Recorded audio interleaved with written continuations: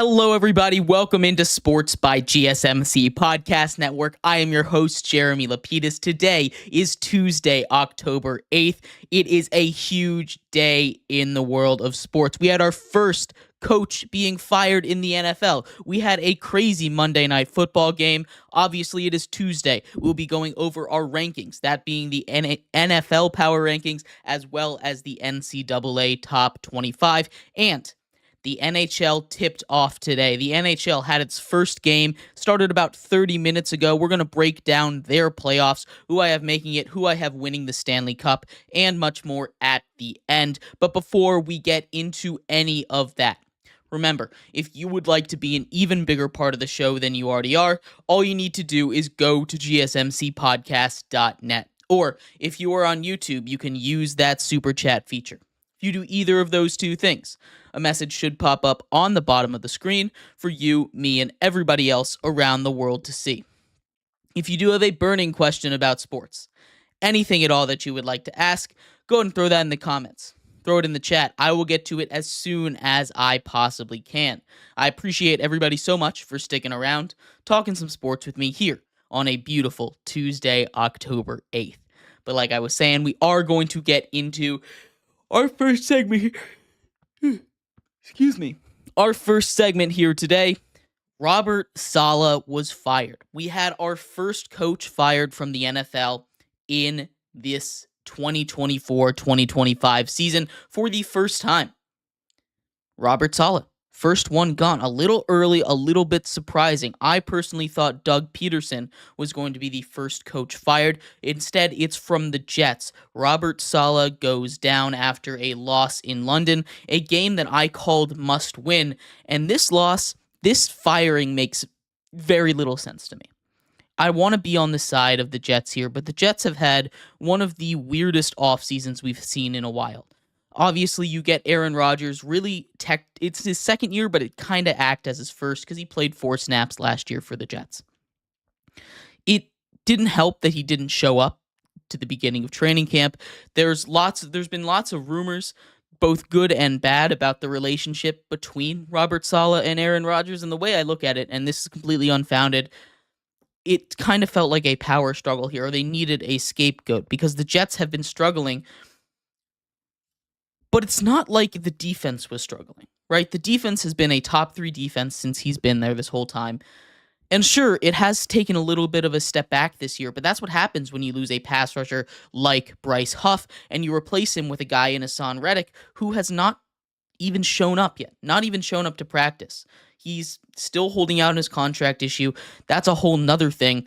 They needed to find a scapegoat, and they put it on Robert Salah. This is not Robert Salah's fault. This is Aaron Rodgers' fault that this team isn't playing. And I know that might sound a little bit harsh. We know Aaron Rodgers is a good quarterback still. At least I think he still is a good quarterback. As far as being an elite quarterback or a great quarterback, he's not on that level. And I think when you take a look at some of the losses they sustained, it's on him, not Robert Salah. Robert Salah is the defensive mastermind. He's the guy in charge of the defense. And again, that defense played really good, especially last week against the Vikings. You could put a lot of blame on a lot of different people in that game in London. Robert Salah is not one of them. He doesn't call the plays. That's the combination of Aaron Rodgers and Nathaniel Hackett. So if you're looking for someone to blame, it's going to be them. But this team, basically run by Aaron Rodgers, as far as I can tell, as far as personnel goes, especially offensively, it just doesn't work. It isn't working. It isn't working the same way that it did in Green Bay. And I think we're starting to see why Green Bay didn't give this opportunity, this team control opportunity to Aaron Rodgers like the Jets are doing. It's just not working. Now, obviously, I think it would work a lot better if Aaron Rodgers was prime Aaron Rodgers. But still, this firing of Robert Salah just makes no sense to me. This move doesn't move them forward in any way. They, instead of, promoting, if they really thought the defense was the issue, you would think they would promote Nathaniel Hackett to head coach, a guy who has, granted limited, but has head coaching experience. You would think that he would be the interim head coach. Instead, they elevate the defensive coordinator to be the head coach. So clearly they don't think the defense is the problem. And maybe this is something as simple as saying, oh, we're actually going to take a guy that's more beloved. This is a locker room issue, and maybe it's something as simple as that. But when you take a look at the dynamics of this team and why this team has been failing and why this team has lost another big game, it's not on Robert Salah. If I had to put the blame on one person, and again, it's a team sport, I don't think it's fair to put the blame on one person, but oftentimes we need a scapegoat.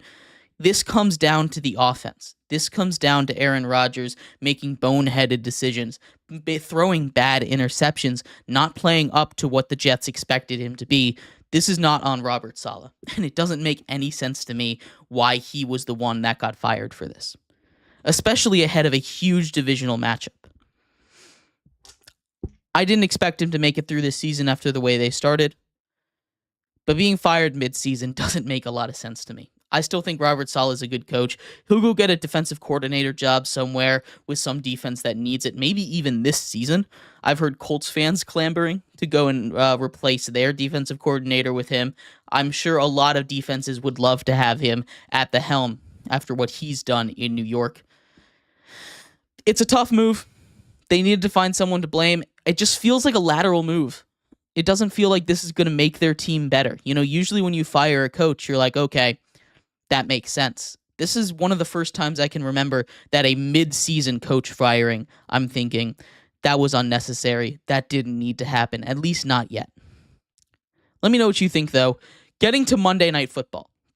The Saints came into Arrowhead, a game that, much like the Jets in London, they desperately needed to win. Started off 2-0, one of the hottest teams in football, put up 91 points on two defenses that are turning out to be not that good. The Cowboys and the Panthers, of course. Derek Carr comes out, and he hasn't played his best football since the first couple of weeks. That offense hasn't looked the same since the first couple of weeks, and they got absolutely dominated. It doesn't look like that on the scoreboard, a 10-point loss, or a 13-point loss, excuse me. It doesn't look like they got completely dominated on the scoreboard, but if you were watching that game, if you were paying attention to anything outside of just the box score, you can see the Chiefs absolutely dominated them. They were going up and down the field on the Saints on every single drive. I think out of their 10 possessions, they got into the red zone on like 7 of them. That's ridiculous. The difference is the Saints were, I guess the Saints were able to stop them. I think I put this more on the Chiefs offense not being able to be effective in the red zone. Only scoring 1 touchdown or 2 touchdowns in the red zone out of 7 attempts.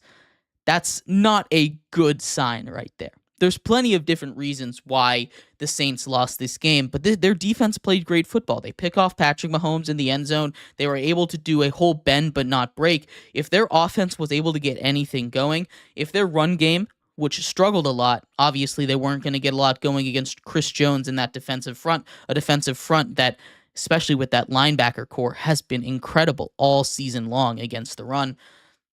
It's not an easy team to beat. They've been relying on their defense. The Chiefs obviously had a lot of issues, but the Saints let Juju Smith-Schuster go for over 100 yards on them. That hasn't happened in 2 years. 2 years since Juju went over 100 yards, and he did that against the Saints. Chris Olave only had 1 catch for 4 yards in this game. That is ridiculous usage. He is supposed to be your number one. Rashid Shaheed is a good wide receiver. He's not a wide receiver one. He's a deep threat, and when he was in trouble, Derek Carr was just chucking up prayers to him. Doesn't work. This is a good Chiefs defense. There were no refs bailing out the Chiefs. There were a couple of calls that maybe you could say, oh, maybe only the Chiefs get that, but it wasn't a point where it didn't matter in this game, right? This is a Chiefs team that just, again, I talk about it every single week, and we'll talk about it again when we get to our power rankings in the next couple of segments. But the Chiefs just keep winning football games, and they keep finding different ways to win football games. We saw Mahomes throw for over 300 yards for the first time this season. He'd been struggling all season long. Kelsey had his first really good game of the year. Didn't get into the end zone. Patrick Mahomes wasn't able to throw a touchdown, but they both put up their first really good game of the season. And that's really encouraging to see. Now, when we were previewing Monday Night Football yesterday, we went over the Chiefs' schedule, and I pointed out about 3 games that I think these Chiefs can lose. Obviously, division games always can be a toss-up, though with the Chiefs, they've been pretty much dominant against their division since Mahomes got there, only losing once or twice to teams like the Broncos last year and the Chargers a couple of times with Phillip Rivers at the helm. And the Raiders one time, a couple of years ago too. But these division games, outside of those kind of 50-50 toss-up division games, there's only 3 games that are penciled in on this schedule that I think is even in question for the Chiefs to lose. They play the 49ers, they play the Texans, and they play the 49ers, they play the Texans, and they play the Bills. Play the Steelers. I don't think the Steelers, especially after what we saw on Sunday Night Football, that's not going to give them much of a chance. But with just 2 undefeated teams left in the NFL, the Chiefs have a really good chance to run the table here, and that is a scary thought. When you take a look at what this team has, it's very similar to last season. They don't have the offensive weapons. Rashee Rice likely done for the year. That came out last night. I don't quite know what's gonna happen here. I don't quite know what exactly is going on with the Chiefs, why they can't lose a game, but it's impressive. Like I said, winning is a skill in and of itself, and they have seemed to master it, even if it's ugly. They still haven't played a complete game. Waiting for that to happen. The Saints did good. The Saints did a good job in the red zone. But outside of that red zone defense, they were atrocious. They got absolutely destroyed. This game was a lot closer on paper than it was when you watched it. And it's still a 13-point game. The Chiefs could have scored about 70 points on them this time. But they didn't. They settled for too many field goals. But let me know what you thought of this game. I thought it was kind of I thought it was really disappointing for the Saints. The Chiefs, they're showing signs of improvement every single week. They still haven't reached the peak of their powers. It's a little scary. They could go 17-0. We say that every year, but their schedule is so easy this year. It really is. But let me know what you think. I'd love to hear your thoughts on all of this. We're going to take a quick break here. When we come back, we are going to delve into our power rankings, starting in the NFL, ranking spots 32 to 17. So stick around for that. We'll be right back here on Sports by GSMC Podcast Network.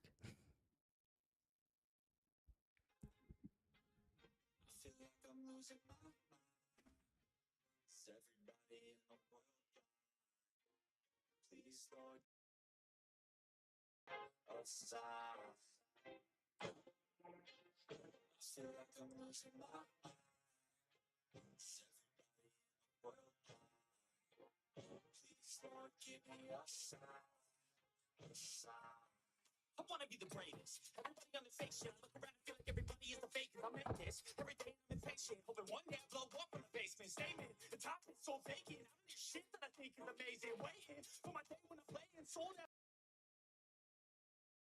Crowds getting my way in the reaper down. Hitting your place, I'll get my sound. I want that shit that I'm getting right now. I'm losing it, I'm losing fit, I'm losing shit. It's stupid if you choose to live, but choose to dip. You choose to fight, and lose your grip and lose a gift. Oh. Feel like I'm losing my mind.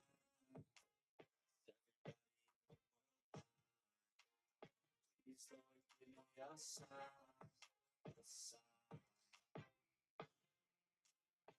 Feel like I'm losing my mind.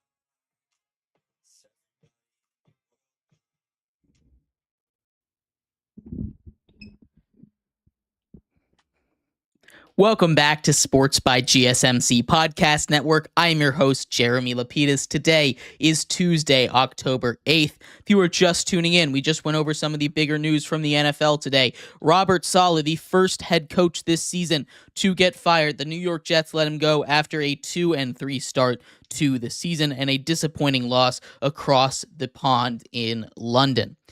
In this segment, we are going to take a look at the NFL Power Rankings. It is Tuesday. We do our rankings Tuesday every single week. We're going to start off in the NFL, taking a look at teams 32 to 17. But before we do, remember, if you would like to be an even bigger part of the show than you already are, all you need to do is go to gsmcpodcast.net.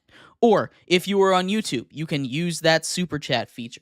If you do either of those two things, a message should pop up on the bottom of the screen for you, me, and everybody else around the world to see. If you do have a burning question about sports, anything at all that you would like to ask, go ahead and throw that in the comments. Throw it in the chat. I will get to it as soon as I possibly can. I appreciate everybody so much for sticking around, talking some sports with me here on a beautiful Tuesday, October 8th. But like I was saying, we are going to get into the NFL power rankings here, starting off at number 32.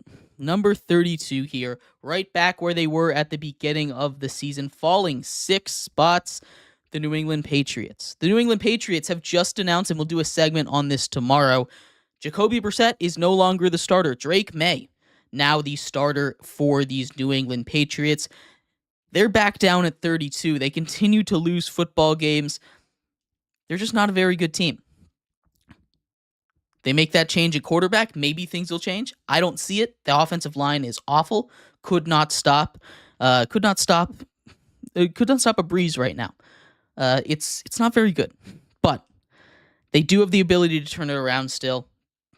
Tough look this week against the Miami Dolphins, who are right there at 31. The Miami Dolphins, who were at 32 last week, did not show me much to prove that they are a better team than I expected. Tyreek Hill got a little more involved, and that's exciting to see. Still wasn't really able to get into the end zone. We saw Devon Achane go down with a concussion.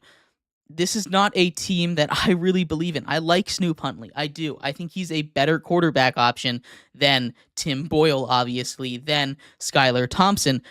But still, this team has a lot to do offensively and defensively. It has a lot left to be desired.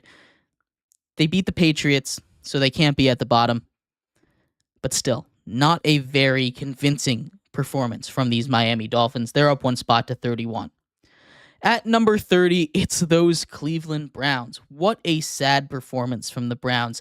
Coming to Washington, they looked awful. They came out flat. This was a game that they had to win, that they had to say, hey, we're not in free fall mode. Deshaun Watson, he's a mess. He shouldn't be the starter. He's going to be the starter, not because Kevin Stefanski and that coaching staff think he's the best option, regardless of what they say, but because they have to pay him $230 million guaranteed. If they bench him, he will be owed $172 million to sit on the bench. And they can't do that. They should do that for the good of their football team, but they can't do that. They cannot sit there and say, you know what? We're going to bench this guy because then the GM loses his job. Then Kevin Stefanski most likely loses his job. This Cleveland Brown defense hasn't been as good as we thought they were going to be either. The Browns are awful. They're down at number 30. At 29, we have the Tennessee Titans coming off a big win on Monday Night Football. They had a bye. Curious to see what's going to happen. They say Will Levis is the starter, but Mason Rudolph looks so much more competent back there. If Will Levis has another bad game, the cries are going to get loud, I think, for Mason Rudolph to start, especially in a division in the AFC South that's been so murky. They're still technically in it. If Mason Rudolph can win a couple games, maybe they should think about turning to him. I definitely would, although it's a lot tougher when you're talking about a young quarterback benching him. Will Levis still has a lot of potential left in him that we can see. He just needs to not turn the football over. The Titans are here at 29. At 28, it's the Las Vegas Raiders. The Raiders are a mess right now. They cannot figure it out. Antonio Pierce, who was a locker room hire, seems to have lost a little bit of the locker room, right? Devontae Adams, very angry at him. He wants a trade. They bench Gardner Minshew in the middle of the game. They haven't decided who's going to be the starter. Both of those quarterbacks are about the same. I think they're going to roll with Aiden O'Connell, but I'm not sure. That's the second game this year where Aiden O'Connell has come in at the end, looked kind of competent, although, both of those quarterbacks look about the same, in my opinion. The Raiders are a bad team. They've got a lot of holes, and they've got some issues in the locker room they need to figure out. The Raiders are down 3 spots to 28. At 27, it's those Carolina. Think about going back to him? Probably not. This Panthers team is abysmal in every possible meaning of that word. they need a lot of work. They really do. The Panthers have a lot of issues that they need to work on, and I think that they can get a little bit better, but this is a team that's fighting for a playoff spot. At 26, up 5 spots, are the Jacksonville Jaguars. The Jaguars get their first win of the season. They got nice unis on there. I like the unis they pulled out this week. Looked really good on them. That offense was humming. Trevor Lawrence played his second pretty good game in a row, and the Jaguars were able to get a win over a Colts team that has a pretty good offense. The defense leaves a little bit to be desired, but that offense under Joe Flacco played good football. The Jacksonville Jaguars just out-offensed them. Brian Thomas Jr. had a huge game, the rookie did. Over 100 yards and a touchdown. We saw Tank Bigsby get into the end zone. Trevor Lawrence looked really good, kind of like we expected him to. Maybe this is the start of a trend for them. Maybe the Jaguars can start to figure it out a little bit. I was very impressed by what I saw out of them, even though the Colts hadn't won in Duval in 10 years now. So they were just kind of keeping the trend going. But still, a really quality game out of Jacksonville and Trevor Lawrence. At 25, it's the New York Giants, another team that played a surprisingly really solid game. The New York Giants came in off of a tight loss to the Dallas Cowboys, a team that I saw some people rank in the top 10. We'll get to the Cowboys later, but a quick spoiler for you, the Cowboys definitely not in my top 10 here. The Giants coming into this game don't have their two top weapons on offense. And last year, that would have absolutely decimated them if they came into a game without Saquon Barkley. But no Malik Neighbors, no Devin Singletary, no problem. That offense controlled the ball. They held the ball for almost 40 minutes of game time. They didn't let the Seahawks get into the run game. Their defense played really good outside of a 101-yard fumble return that the Giants offense gave up. This team dominated that game. Time of possession. They controlled the ball. They held the ball. They were able to move the ball up and down the field methodically. They didn't turn the ball over, aside from, again, that fumble at the goal line. Tyrone Tracy rushed for over 120 yards. A day without Devin Singletary, he carved himself out a solid role. I think he might take over that backfield. He's got some explosiveness that Devin Singletary just doesn't seem to have right now. That was a huge game for the young rookie. We saw Wan'Dale Robinson and Darius Slayton kind of move the pass game, especially down the field with Darius Slayton. The Giants were able to push the ball. Play action was more involved. 30% play action. That's by far the highest that the Giants have played with. That is huge for them. Brian Dable finally figured out a system that worked, and maybe it's just against the Seattle Seahawks, because that's kind of what the Lions did last week. But still, the Giants looked really, really good without some of their best offensive weapons. They're up 3 spots to 25. At 24, it's the Pittsburgh Steelers. Oh, how the mighty have fallen. Pittsburgh Steelers continue to fall, and they looked atrocious on Sunday Night Football. Their offense looked like it was from the 1940s. It really did. Justin Fields is a fine quarterback, but they did not get George Pickens involved. In fact, George Pickens was their best offensive weapon, was barely on the field. He has some issues with the coaching staff, obviously. Mike Tomlin, a more traditional kind of coach. You can't be acting like that. George Pickens needs to figure out how to play within the team, not be a diva, although the Steelers have seemed to have a problem with diva wide receivers pretty recently. The Steelers are a good team. That defense, really good. They give up that back-breaking touchdown down the stretch. The offense just isn't good enough. We've seen that time in, time out. The Steelers are a good team, but when I can't trust an offense to move the ball, I just can't trust them to win football games, regardless of how good that defense is when they come to playing good teams. Russell Wilson is supposed to be active next week. There's going to be real quarterback controversy again. I'm not sure how they're going to handle this. I don't know what's going to happen, but it's kind of becoming a mess up in Pittsburgh. At 23, it's the Denver Broncos, and they've won 3 straight games. The Denver Broncos defense has been electric to watch all season long. Pat Surtain has been amazing. Amazing Patrick Surtain has been a true defensive player of the year candidate. We don't see corners win that award too often. The last one was Stephon Gilmore. He had 2 interceptions, one of them a 100-yard pick six, but he shut down some of the top receivers in the league, and that's the reason the Broncos are winning. Their offense is doing just enough. Bo Nix isn't turning the ball over. That's a good Broncos secondary. Maybe they can make some noise this year. I still hate their quarterback situation, though. Broncos up 4 spots to 27, to 24, 23. Excuse me, I can't read right now. At 22, it's the Los Angeles Chargers. We had our first patch of bye weeks. The Los Angeles Chargers, one of those teams on the bye. They get a big game this week against the last team that we just talked about, the Denver Broncos. Battle for that second place spot in that division right now. This is a huge game for both of these teams. This is going to be a battle of mindsets, right? Jim Harbaugh brings his rushing offense. The strength of that defense for the Denver Broncos is going to be Pat Surtain and the secondary. It's going to be an interesting game. I think the Chargers are a team that, if they get a lead, are really tough to go against. And I think when it comes to this game between 22 and 23, it's going to be a battle of who gets that first big lead. But we'll see. The Chargers coming off a bye. I don't love this team because they can't play from behind, but still, this is a solid team that on a good day could compete with just about anybody. And they've showed that with their game against the Chiefs. At 21, it's the New Orleans Saints. I talked about it in the last segment when we were breaking down the Monday Night Football game.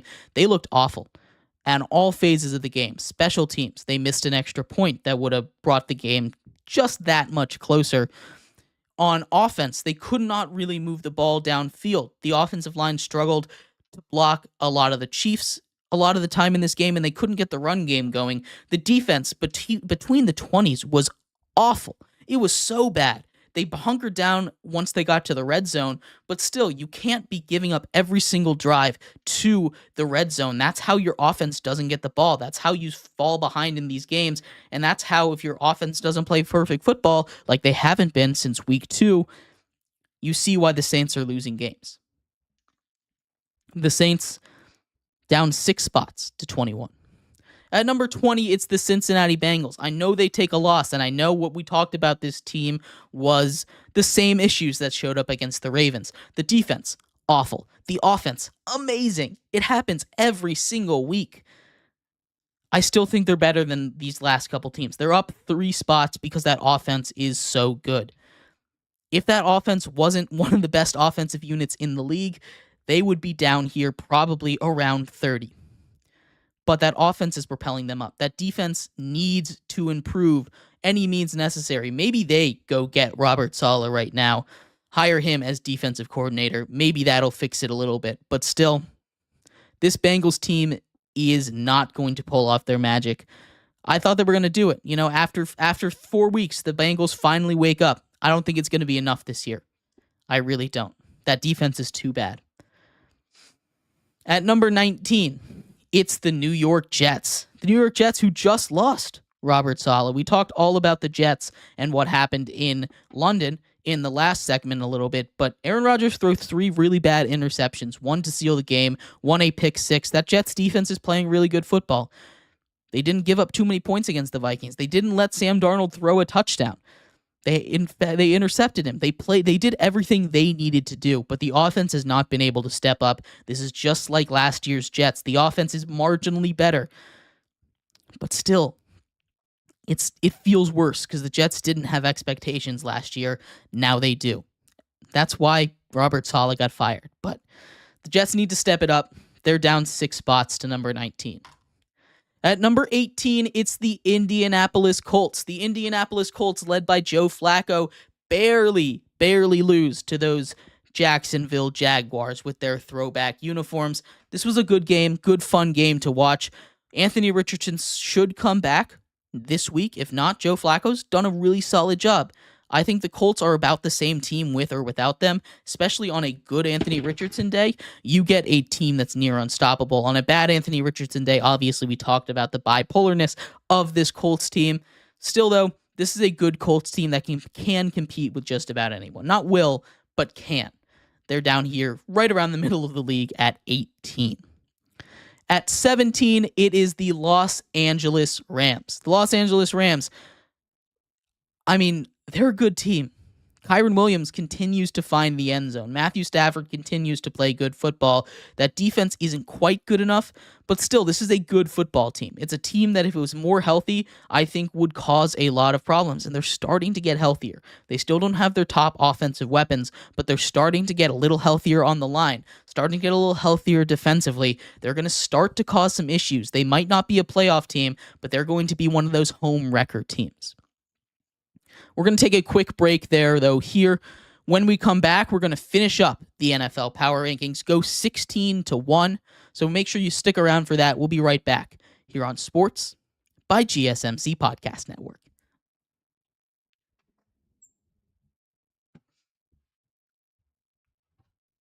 For the best and latest podcasts available anywhere, go to the podcast app on your cell phone and type in GSMC.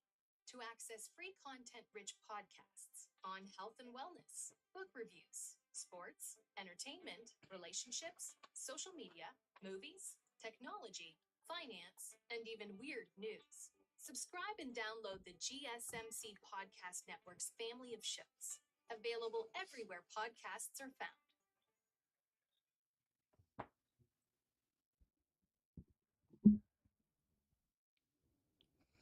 Welcome back to Sports by GSMC Podcast Network. I'm your host, Jeremy Lapidus. Today is Tuesday, October 7th.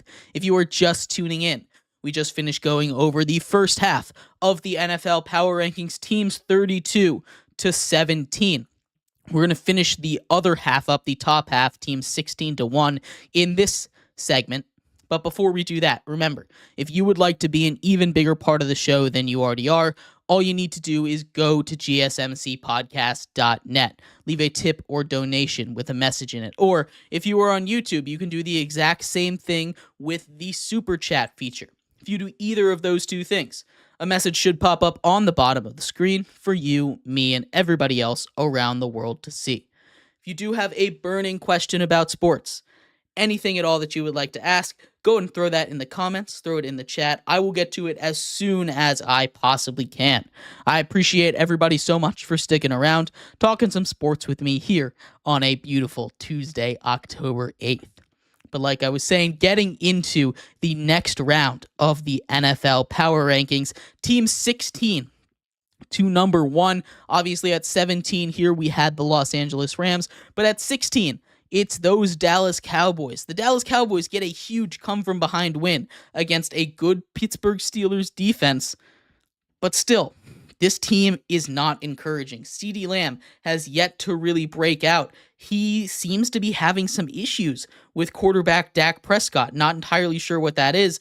Tolbert has seemingly been the wide receiver one the last couple of weeks outside of one deep shot to CeeDee Lamb last week. Tolbert took a lot of the targets. Jake Ferguson playing a big role in this offense. This team is slowly improving. That defense is not getting much better, and I chalk it up to bad Pittsburgh offense that they only scored 17 points rather than good Cowboys defense. Also, Dak made a lot of really bad decisions, bad interceptions, fumbles. That team is still not a good football team. I saw people putting the Cowboys up in the top 10. I thought that was ridiculous. At number 15, it's the Seattle Seahawks. The Seahawks take a brutal loss to the New York Giants right after getting punched in the mouth by the Detroit Lions. We saw Jared Goff go 18 for 18, and I think maybe teams have started to figure them out. Play action seems to work well on their defense. Seahawks, who started 3-0, now at 3-2. They need to regroup, and they need to regroup fast. This is a good Seahawks team. But if a team has figured out their defense and how to beat them, they need to adjust to that right now, because every single team has seen the Lions and the Giants do it twice in a row. They're going to start to do the same thing. Seahawks down 6 spots to number 15. At number 14, it's the Arizona Cardinals. A massive win for the Cardinals on the road in Santa Clara. A massive division victory, come from behind. They wouldn't have won if the 49ers hadn't lost their kicker halfway through the game, but still, positives for this team. They hung tough with the 49ers. Their defense, that had been so bad all season long, really stepped up against a good team and was able to hold down the fort until the offense was able to come all the way back at the end of the game. Kyler Murray looked really good, not just with his arms, but with his legs. James Conner continues to put up huge numbers on the ground. This is a good Cardinals offense. Their defense just needs to play like this every single week, and they can compete with just about anyone. Now, that's a big ask for a Cardinals defense that isn't supremely talented, but still, there are these weeks where they come out and they play really good football. If they can do this every week, they could beat just about anyone. The issue is they don't. Cardinals up 3 spots to 14. At 13, it's the Chicago Bears, the biggest risers. Biggest risers of the week. The Chicago Bears up 7 spots from number 20 to number 13. The Chicago Bears, Caleb Williams, has continued to look better every single week. That defense has been awesome all year long. I cannot wait until they hit their true potential. If that's ever going to happen this season, the Rookie of the Year race is going to be fun down the stretch if Jaden Daniels starts to slow down even at all, because Caleb Williams is playing really good football now. 300 yards, 2 touchdowns, not much more you can ask from him. Him and DJ Moore have started to find a connection. This is a good Bears team. Maybe not this year, but next year they're going to be a problem. At number 12, we have the Philadelphia Eagles. On a bye, they stay where they were at number 12. A couple of teams move up and down around them, but still, not much has changed. Same issue as last week. We need to see if Jalen Hurts can turn down his turnover problem. If he's able to do that, this is going to be an Eagles team that is one of the best in football. They'd be a top 5 team in the league. If they can't, they're going to drop down to around 20 because these turnovers are killing them. We'll see if they've been able to turn that around this week. At 11, we have the Tampa Bay Buccaneers. A tough loss, a brutal loss for them. Still, they played a good game. We saw that Baker Mayfield-Mike Evans connection. 2 touchdowns. That's what we want to see. They're going to beat a lot of teams if those 2 guys are playing the kind of football we know they can play. We'll see what happens for the rest of the year. But still, I cannot wait for another Falcons-Buccaneers matchup. That is going to be a huge one in Week 8. Bucs are down a couple of spots to number 11. At number 10, it's those Atlanta Falcons. A massive game from Kirk Cousins. 509 yards out of that guy. A huge career game for him exactly when they needed it. This was a massive game for the division. I just kind of glossed over it with the Tampa Bay Buccaneers. But this was a game to basically decide who was going to be the big guy in the division. It's the Atlanta Falcons. They stepped up when they needed to. Kirk Cousins finally connected with his weapons. Kyle Pitts had a good game. Drake London had a good game. Of course, Kirk Cousins had a good game. Kadarius Hodge scored that touchdown. Darnell Mooney had 2 touchdowns of his own. This was a really great game by the Atlanta Falcons. Their defense stepped it up at the end as well. Obviously, still room to improve, but they have continuously improved since week 1.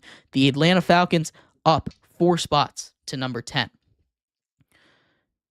Getting further into our top 10 here, it's the Buffalo Bills. They fall 3 spots to number 9. The Buffalo Bills do. The Buffalo Bills, after a tough loss to the Texans, a good team. Those were both really good teams, and I didn't want to punish the Bills too much, but they've kind of lost what they had. Von Miller got suspended. Their defense hasn't been able to play the same way. Josh Allen didn't look really good. 10 for 31 is ridiculous. You cannot have that happen. That can't be the thing that happens when they don't have Khalil Shakir. This is still a very good Bills team, and I still think they can find a way to turn it around. But for now, they're in danger of falling out of the top 10. The Bills are down 3 spots to number 9. At number 8, it's the Washington Commanders. And I told you last week, if Jaden Daniels did it again, I'd be on the hype train. And he did it again. Jaden Daniels, I'm officially on the hype train. The Washington Commanders can compete with just about anyone right now. They are that good of a football team. They're here at 8 after trouncing the Browns. Their defense played great. Frankie Louvu has been awesome for this team. Bobby Wagner having a good season. Jeremy Chin in the back end. This is not just Jaden Daniels doing his thing. That Commanders defense under Dan Quinn has turned it completely around. I'm so excited to see what happens with this Washington Commanders team. This is a fun team to watch. They're up 3 spots to number 8. At number 7, it's the San Francisco 49ers. Another loss for them. They fall below 500, 2-3 on the year. They're down 3 spots here. This is not a good look for the San Francisco 49ers team. Brock Purdy playing fine football. He's just not playing fast football like they've been doing for a little while. The loss of Christian McCaffrey, I think, is starting to be felt a little bit. That defense is still pretty good. You lose your kicker, you lose this game. That sucks, and it sucks that that happens. I think more NFL teams should have an emergency kicker rostered. I know that's a little bit of a weird thing to do because you need those roster spots for a lot of other things, but maybe like the emergency quarterback, you have an emergency kicker. I don't know. Maybe that's going a little too far for offenses. But we've seen a couple of teams lose now because they don't have a kicker, and maybe that's just part of the game. But still, San Francisco 49ers down to number 7. At number 6, it's the Houston Texans, a huge win over the Buffalo Bills. They didn't look their best. They lose Nico Collins. He's week to week with a hamstring. I don't know when he'll be back. Hamstrings can be a no-week injury. They can be a 5-week injury. They could be lingering for the whole year. I'm not sure what's going to happen, but Stephon Diggs, CJ Stroud, Tank Dell, the running game got going a little bit with Cam Akers. Once we get to see Joe Mixon come back, that team is going to go off to the races again. They like to build off the run game. This is a good Houston Texans team. They beat a good Buffalo Bills team. They almost blew it. And that scares me a little bit, so I only moved them up 1, but still a great week for the Houston Texans. At number 5, the Green Bay Packers. They beat, again, a good Rams team. Jordan Love gets his first win of the season. Tucker Kraft, 2 touchdowns. Who would have penciled that in? I know not me. This is a really good Packers team. Xavier McKinney gets another interception. He's got 1 interception in every single week of the NFL season. That's insane. That's not normal things to do. He's been a ball hawk. He's been awesome. The Packers are a really, really good team, and they are a real threat in the NFC. The 3 best teams in the NFC all come from the NFC North. That's crazy. That is insane to say. But that's where we're standing right now. And that is a really fun predicament to have. Packers in the top 5 for the first time this season, up 3 spots. At number 4, it's the Baltimore Ravens. The Baltimore Ravens up 1 spot from number 5 last week. Derrick Henry didn't have much of a game until overtime, where, he just keeps wearing them down and then out of nowhere breaks a 50-yard run to set up the game-winning field goal. They came back. Lamar Jackson played awesome. One of the greatest plays I've ever seen. Fumble snapped, stiff arm a defensive lineman, throwing on the run across your body to the end zone to find a tight end.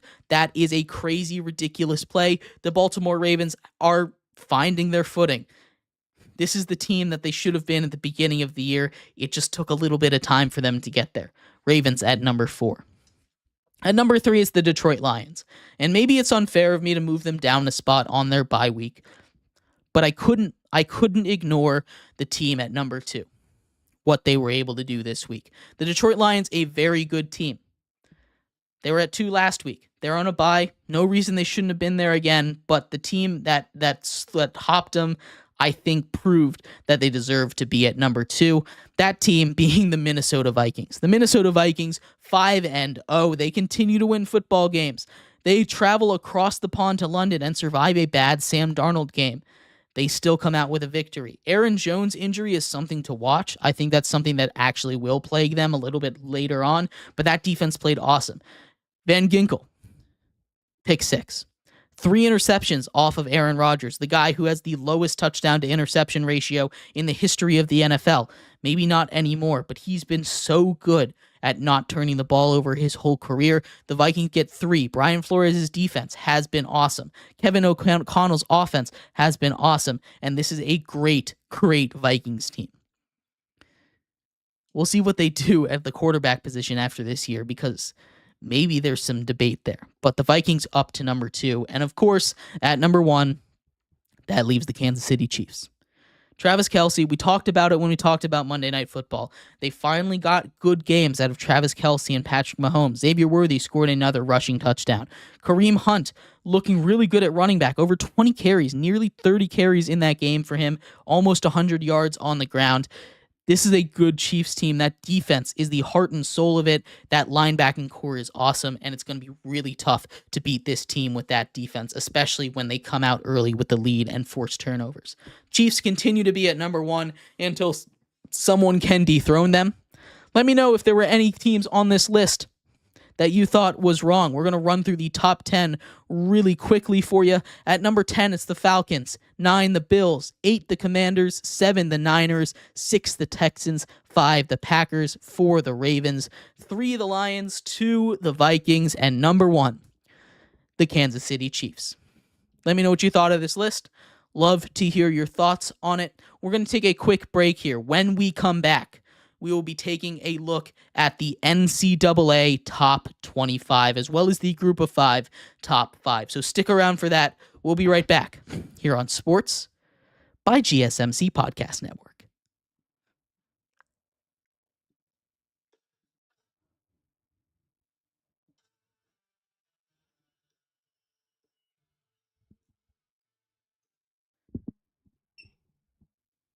For the best and latest podcasts available anywhere, go to the podcast app on your cell phone and type in GSMC to access free content-rich podcasts on health and wellness, book reviews, sports, entertainment, relationships, social media, movies, technology, finance, and even weird news. Subscribe and download the GSMC Podcast Network's family of shows, available everywhere podcasts are found.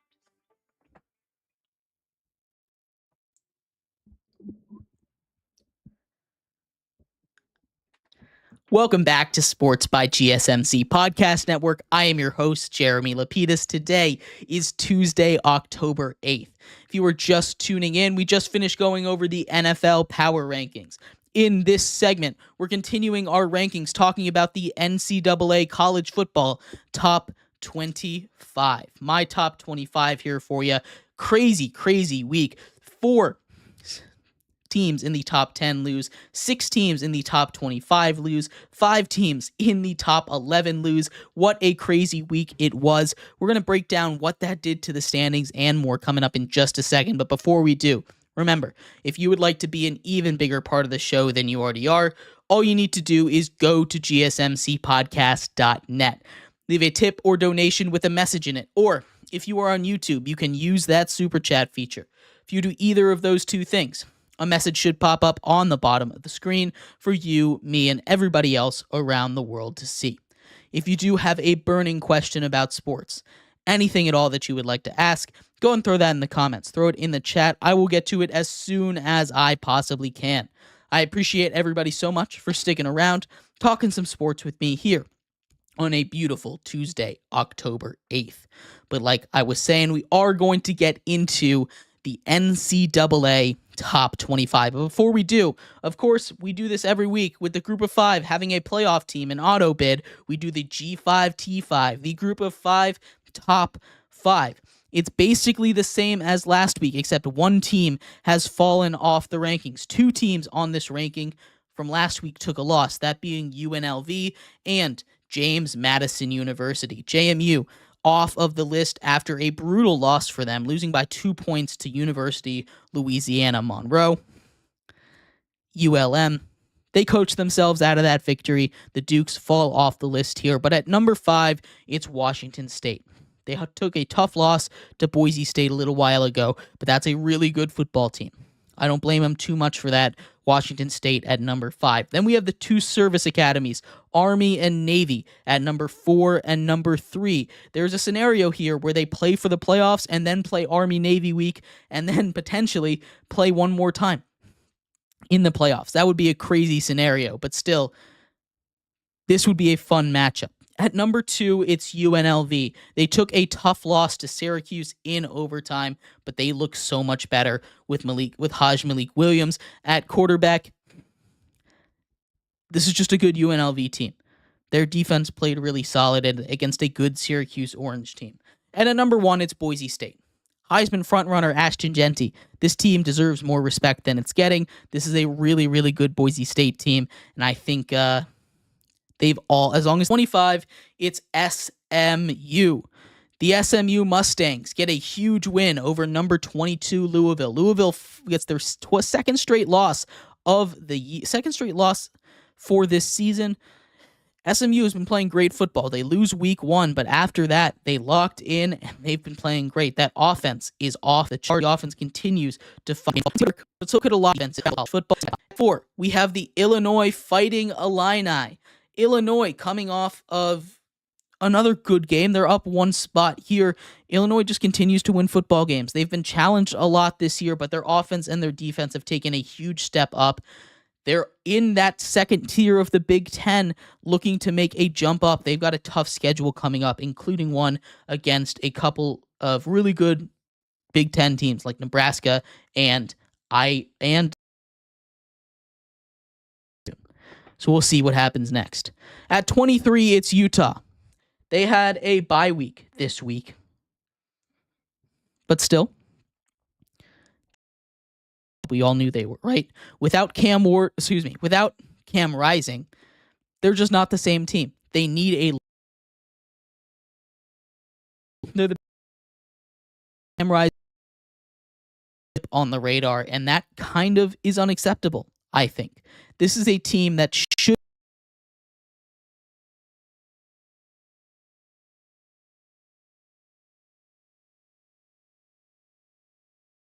be making waves. They've had to deal with the same quarterback injury for like 5 straight years, and they haven't learned from it. Utah barely holding on to that top 25 spot. At 22, another team that's barely holding on to the top 25 spot, it's USC.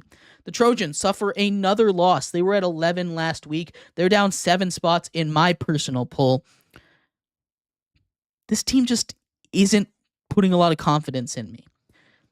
They are very close to being out of it, but it's been such a mess this year in college football, and especially this week, they hold on to their spot because of how messy it's been for them all season long. At 21, it's Kansas State. Kansas State, again, they had a bye this week, but still, they looked really, really good after, falling out of the top 25, at least in my top 25. They got a win last week. There's no reason to punish them any further. Kansas State, good football team, Big 12 competitor. At 20, it's the Kentucky Wildcats. With how crazy the SEC has been all season long, Kentucky deserves to be ranked. I know they're not ranked nationally, but still, Kentucky is a very good football team. They took Georgia to the brink. They beat Ole Miss, 2 top 10 teams in the nation that they beat and almost beat. They should get some credit for that. Kentucky continues to play good football. They destroyed South Carolina, who almost beat LSU. This is a wild SEC year this season, and Kentucky deserves a little bit of respect. At 19, it's the Indiana Hoosiers, the first and only current bowl-eligible team. 6-0, Curt Cignetti just wins anywhere. I've been telling this to you guys ever since this season started in the preview for the Big Ten. Watch out for Indiana. They are 6-0 now. They've stolen half of JMU's players.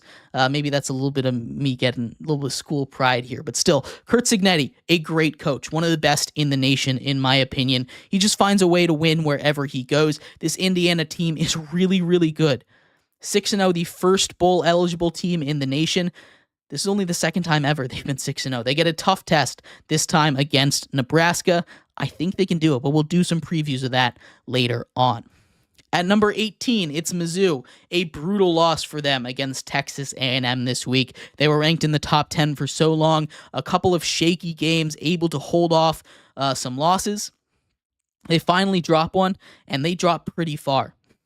They're down, in my poll, 8 spots, down 10 spots, down over 10 spots in the AP poll.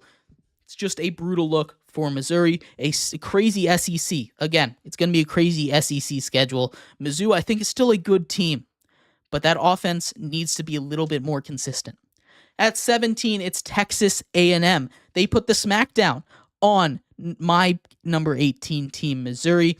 Absolutely destroyed them. Texas A&M coming in, Connor Wegman, his first start since week 2, and this team looked like a completely different animal. They really did. They look like one of the best teams in the nation. I want to see it one more time before I promote them too far, but Texas A&M, a very, very good football team. At 16, we've got BYU. They are coming in off of a bye, but still what they've done earlier on in this season has proven why they should be a top 20 team in the country. They move up a little bit by virtue of what a crazy week it was. BYU, watch out for them in the Big 12. 15, it's Oklahoma, another team on a bye, moves up a little bit by virtue of some losses. This is a good Oklahoma team. Again, everything I just said about BYU can apply. That Oklahoma Sooners defense is awesome. That offense needs to be a little bit more consistent, but still, they win a couple of tough games. They're up here at 15. 14 belongs to the LSU Tigers. LSU, I mean, they destroy. They absolutely destroy in a game that I was not expecting to be that big. Apologize. LSU off of a bye this week. LSU coming in off of, a matchup with a couple of teams. This is a good LSU team. I really do think this is a good LSU team. Garrett Nussmeier coming in leads that offense pretty solidly. They've got a lot to work on. Nothing's perfect about this team, but if they can win a couple more big SEC games, including one this week, I think they could get a big boost in the rankings, especially, again, with everything that happened this week. At 13, and this is probably my hottest take, Boise State moves all the way up in my rankings to number 13. Ashton Jeanty on a Heisman collision course. The Boise State Broncos have been near unstoppable. Ashton Jeanty has over 10 yards a carry, almost 15 yards a carry this season. He's on pace for 2,700 yards for 40 touchdowns. He's going to shatter running back records if he's able to keep this up. I can't imagine what he would do if he played in the second half of games. He's sat out of 2 halves so far. He's only played 16 out of 20 possible quarters, and he's doing this. That is ridiculous. He is awesome. More respect needs to go on Ashton Jeanty's name. 12, we get into the top 12 here, the playoff field of sorts, I will say. Notre Dame. Notre Dame with another big win last week. They were on a bye. Can't give them any credit for that. We can say they beat the bye week, but that doesn't mean anything. They benefit from a lot of teams losing. Yet again, I want to see it. That loss to Northern Illinois is a little concerning, but still, they've looked really good every single week outside of that. At 11, it's Ole Miss. Ole Miss with a big win over South Carolina, a team that gave fits to LSU. I know they just came off of a loss to Kentucky, a team that I think is very good. But with everyone else in the SEC losing, they stand a chance. They're back in it now. I think this is anybody's race. And Ole Miss, I think, benefited one of the most from this week. At 10, it's Iowa State. Iowa State's defense is brutal. Iowa State's offense is doing just enough, and they are clearly, in my opinion, a top 10 team and the best team in the Big 12. I think they're almost a lock to win the Big 12 as long as Cam Rising doesn't come back. This is a really good Iowa State team. They're in my top 10. At 9 goes Tennessee. They took a brutal loss to the Razorbacks here, to the Arkansas Razorbacks. This is a really good. This is a team in Arkansas that I think doesn't get enough credit. Right? I talk about it a lot. I think it's chaos incarnate whenever they step on the field. They kind of turn the football into chaos ball, and Tennessee wasn't able to deal with that. They've still got a young team, a young quarterback. This is a good team. They're hanging on to the top 10. I need to see them do it against an SEC opponent. They're in danger of falling a little bit, though. At 8, it's Clemson. And outside of that loss to Georgia, they have looked near unstoppable. Clemson, absolutely dominant. Frontrunners in the ACC with Miami. Miami had a couple of close calls in a row. It's going to be fun, the battle between those two when they finally match up. At 7, it's Georgia. Georgia played good football against Auburn. It wasn't great football. It wasn't Georgia coming off of a lost football, but still, good football. A lot better week than a lot of their friends in the SEC, including the team at number 6, Alabama. Alabama loses to Vandy. That's insane. Not a sentence I ever thought I would be saying, but it happened. Alabama loses. They're down to 6. Georgia, I think, could be ahead of them, but I'm respecting that head-to-head for now. That might change later on with, the rest of the schedule. But this is going to be a fun battle down the stretch in the SEC. At 5, it's Penn State. Penn State, the Nittany Lions, a really, really solid win over UCLA. They didn't go out there and dominate, but also I don't think they went out there and tried their hardest. They didn't want to get anybody hurt. They escaped. A good win for them out west. Nittany Lions up. They benefit a lot from other teams losing. Number 5 team. I don't really feel like they're a number 5 team, but they beat everybody in front of them, and that counts for something. At 4, it's Miami. They have survived 2 really close scares in ACC play. Cal, they had to come back from 25 this week. They survive a Hail Mary from Virginia Tech. That's 2 weeks in a row. They've been able to escape narrowly. I need to see more out of this Miami team because they're going to lose one of these soon, and it's going to absolutely plummet them. At 3, it's Oregon. We had a little bit of a early season struggle from this team, but they were able to bounce back. They've looked really good the last couple of weeks. They've played some solid teams. The tight game against Boise State has aged really well. Boise State is a good football team. Oregon, if they continue to play like this, are back to it. This is, again, what we expected. A massive, massive week this week between them and Ohio State. We'll see which one of those is really the best. We'll see which one of those really is the best. It's the first big battle for each of these teams, aside from Boise State for Oregon. At 2 is Ohio State. That matchup with Oregon this week is probably the biggest on the college football bill all season long. That is going to be the game to watch. It's going to determine a lot. It's probably going to determine the number 1 team in the country, barring something crazy. But Ohio State, for now, I have ranked ahead of Oregon, just because Oregon had that slow start. Ohio State looked really good against Iowa. Iowa was the best team they've had to play so far. They started off slow, but they were able to come on and turn it on in the second half. Will Howard's played good football for them. And at number 1, Texas back on top. They took a quick hiatus from the number 1 spot after Alabama took down Georgia. But Texas continues to be great. They had a bye this week. They get Quinn Ewers back. I think he's better than Arch Manning for now. Maybe he gets his name back in Heisman contention. But Texas is the best team in the nation. I've seen some people saying it's Ohio State. I understand that. But Ohio State hasn't had that key victory like Texas has. And I think for now, Texas remains the number 1 team in the nation.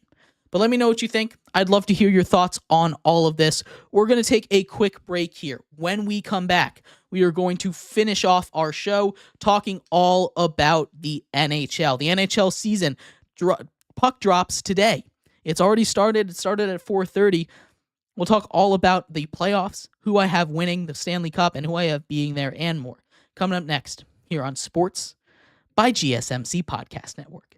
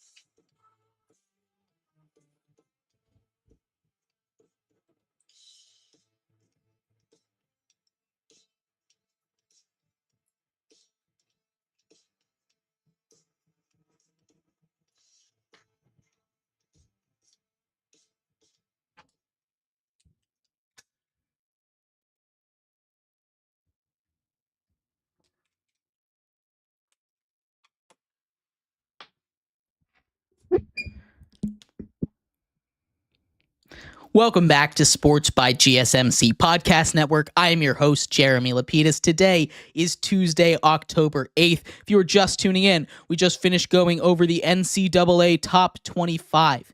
In this segment, we are kicking off the NHL season today.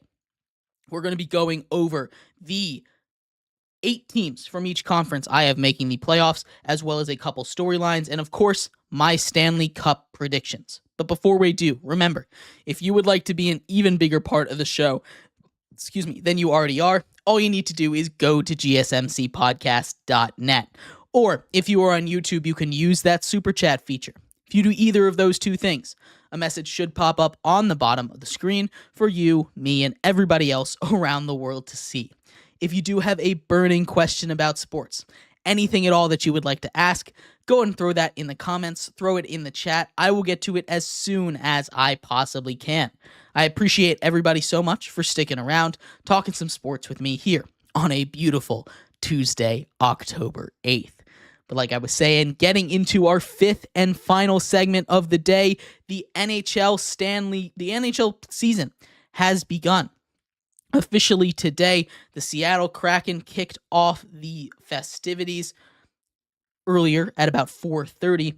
This is going to be a fun hockey season. We broke down a lot of the Stanley Cup playoffs when we first started doing our show earlier on this year. Today, we're going to break down some playoff predictions. Coming out of the East, the way the playoff works, for those who don't know, top 3 teams from each division, and then 2 wild cards. So there's 2 divisions in each conference. Top 3 from each of those teams gets to make the playoffs, and then wild cards from the 2 teams with the highest points outside of the top division winners get in, and the 7 and 8, or the top 2 wild card seeds.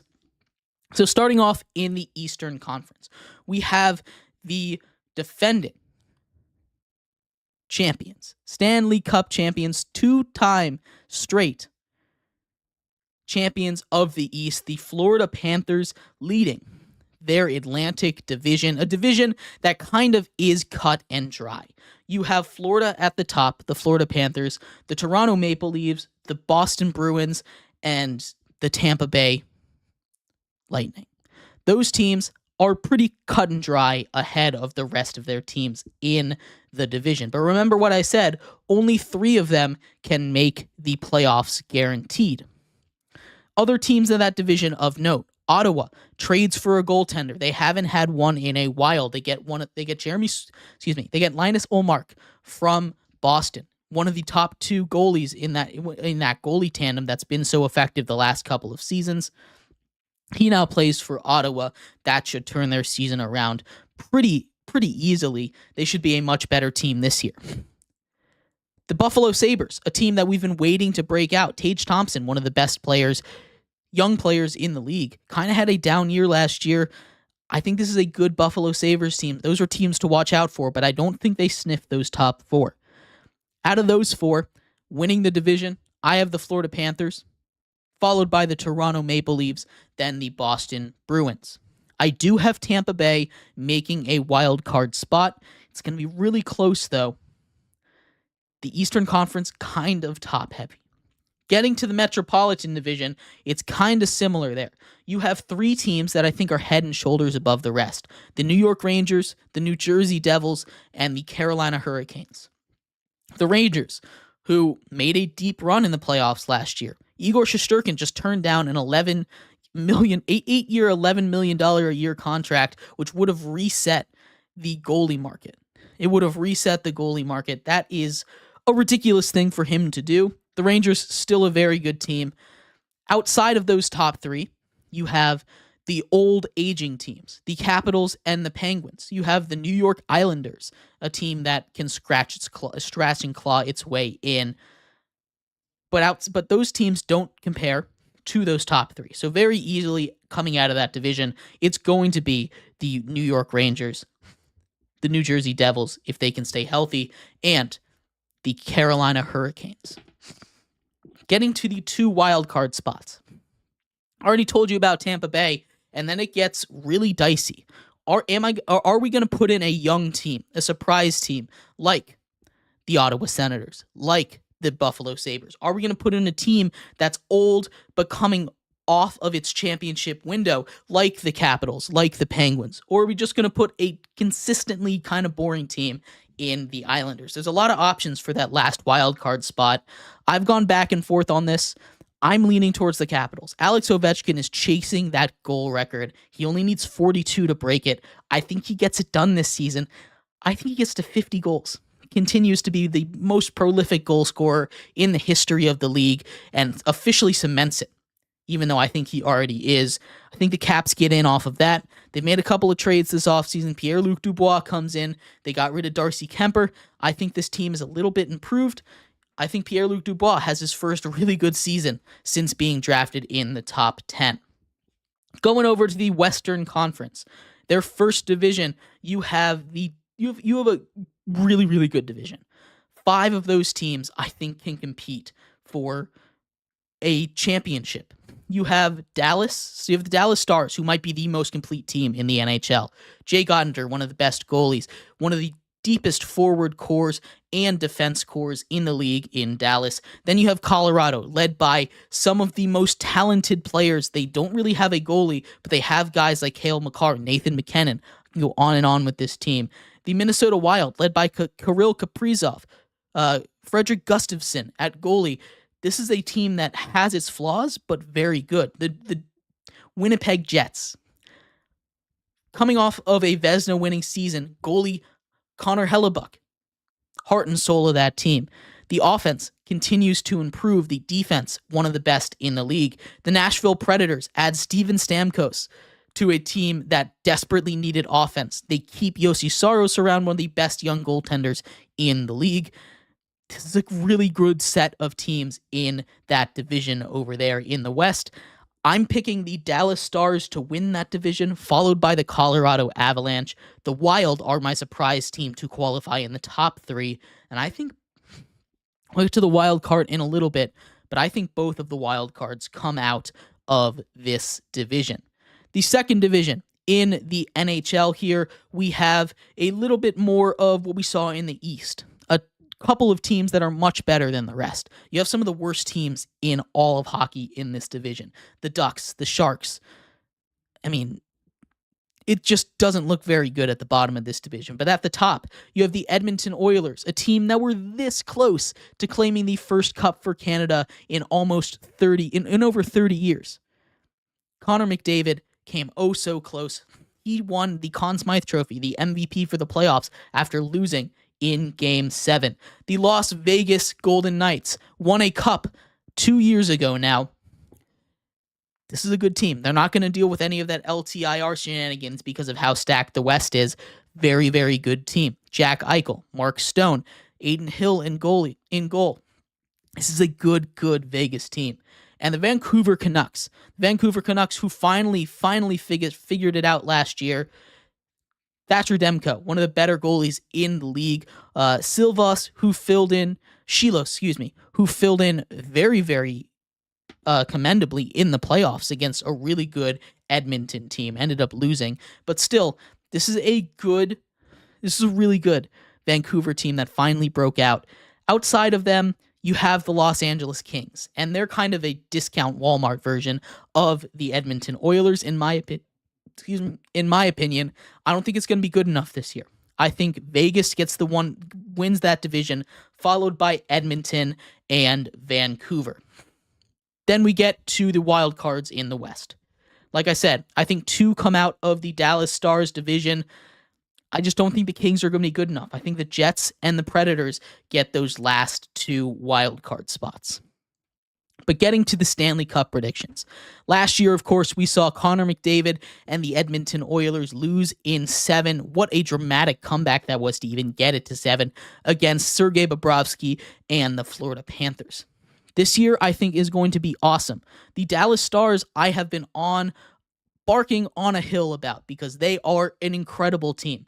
The Dallas Stars are. I think this is the year they make that run to the finals. And the New Jersey Devils, a team that 2 years ago made a deep run in the playoffs, got injured to all heck and back last season. Now they finally get a goalie. They get Jacob Markstrom. That's what they needed. If they can stay healthy this year, I think they make it out of the East. They're my pick. Dallas versus New Jersey, the Devils versus the Stars, and I'm taking the New Jersey Devils to win the cup. I don't know why. I love this Stars team, but I think the Devils just have what they need. I think they're the best team in the NHL this year, and I think they're going to come out and prove that. Their young talent, their goalie situation finally figured out. That's been their biggest weakness. If they can stay healthy, again, that's a big if. It's a big if with everything, but I think they're my team to win the Stanley Cup this year. Let me know who you think's going to win the Stanley Cup, who you think's going to make the playoffs. I'd love to hear your thoughts on any of this, but thank you, everybody, so much for tuning in to today's show. You've been listening to Sports by GSMC Podcast Network. I have been your host, Jeremy Lapidus. We'll be back tomorrow with an NFL rookie report, talking about Drake May, doing an MLB playoff update, and much more. So make sure you tune in for that. I will see you same time, same place tomorrow. Have a good one. Bye-bye.